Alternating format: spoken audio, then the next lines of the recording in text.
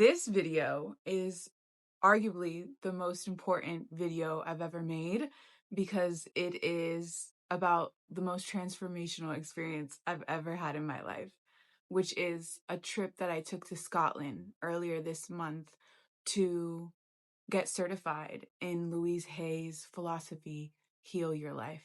And if you know anything about my journey, you know that Louise Hay is integral to who I am, what I believe, and the philosophy of my life.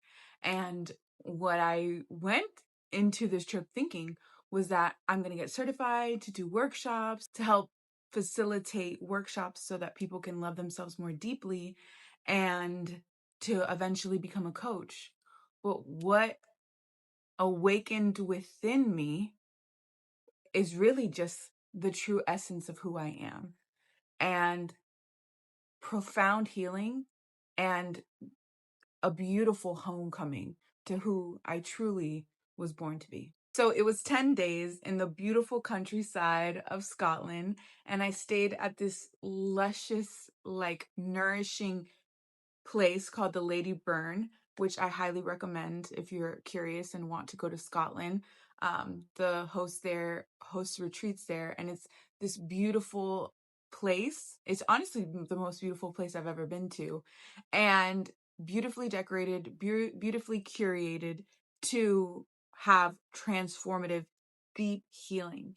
And so we did emotional releasing, we did inner child work, we did forgiveness work, and these are practices that I've done personally or through therapy, but to do it in a group setting, to do it with like-minded individuals, to do it far, far away from home, to do it with people that know nothing about you, sets up a profound level of healing that I didn't even know that I was possible.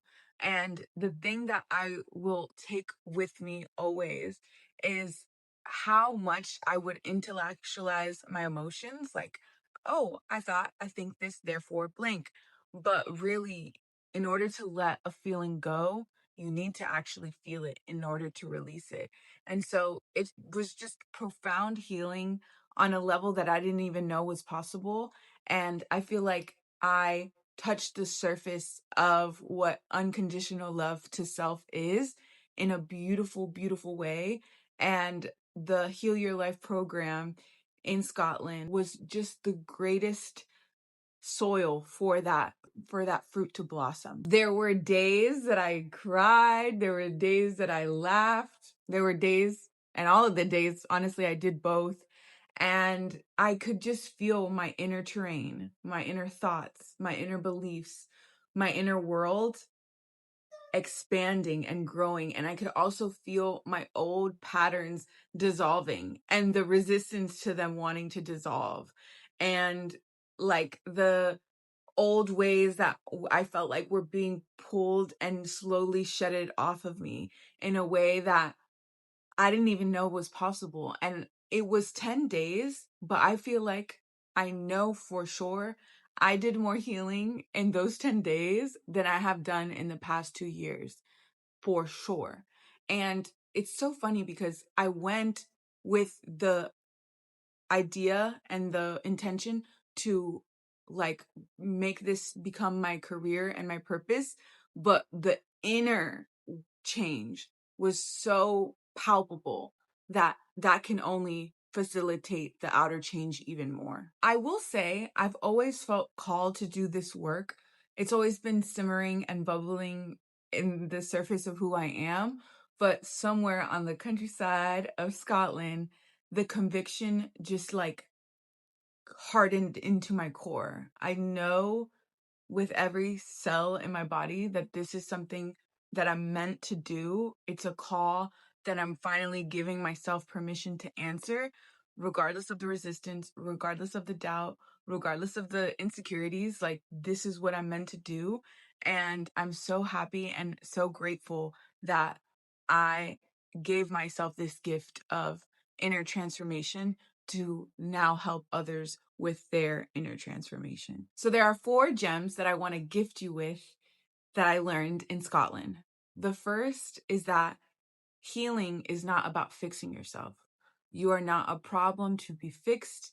You are not an illness that needs to be healed. You are a person to be loved. You are not a problem to be fixed. You are a person to be loved. So the question isn't, how do I fix this? The question is, how do I love myself more deeply? How do I forgive this person so that I have more space in my heart and in my life for joy and love and light? How do I emotionally release the pain from my past so that I'm not living there and I can stay in the present and truly, truly enjoy it? Those are the questions. And so healing isn't about fixing, it's about loving. Fundamentally, how can I love myself more? That's the question. The second, and I think the most important thing that I learned on this trip was that it is my duty to be around like-minded people. It is my duty to be around people that think like me, that operate like me, that believe in the things that I believe in, and operate from a place of love and not from a place of fear.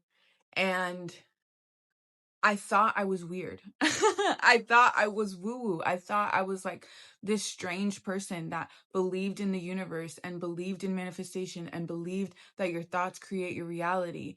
And to be around people for 10 days straight that not only believe that, but reinforce that is like, oh my gosh, I'm not the only one.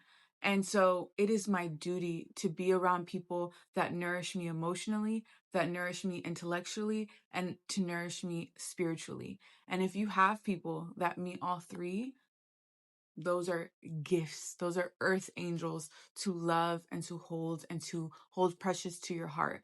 And this is not to like dismiss the people that are not like that, but it is a call and a duty to be around people that expand you, that breathe life into you, that love and adore you. And if you do not have that in your life, it is a responsibility and a call to find that, to welcome it, to open your arms to people that see the love and light in you.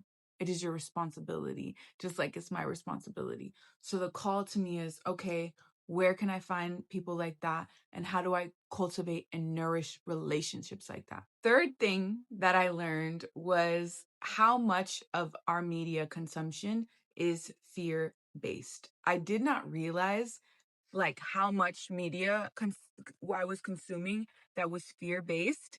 And when you completely for 10 days remove yourself from social media, remove yourself from gossip, remove yourself from complaints, remove yourself from fear-mongering, you realize in the real world how prevalent that is. And of course, you can't live under a rock, but it is a call to, how much media am I consuming? Who am I spending the most time with? How much time do I spend with people that gossip and just talk about things that like are energetically draining? And so that made me realize that. And I have not been, I've been posting, but I have not been consuming just because I don't want to go back into that place. And also, the more fear you have, the more you're able to be controlled. And I want to live and operate from a place of love. So I need to mitigate how much fear-based content I'm consuming, period. And then the last thing is the next video I think I will be doing is like how much we stick to the story of our lives, even when the story does not serve us. So there are stories. I'm a perfectionist.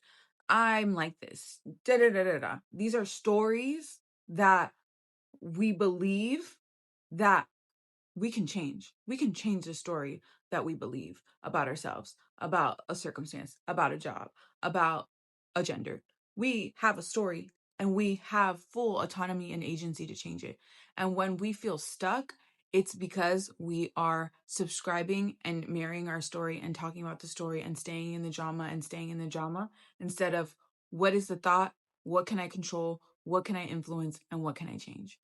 And what can I accept? And so when you feel stuck, that is because you're oftentimes stuck in a story. And That will be my next video on how to get unstuck.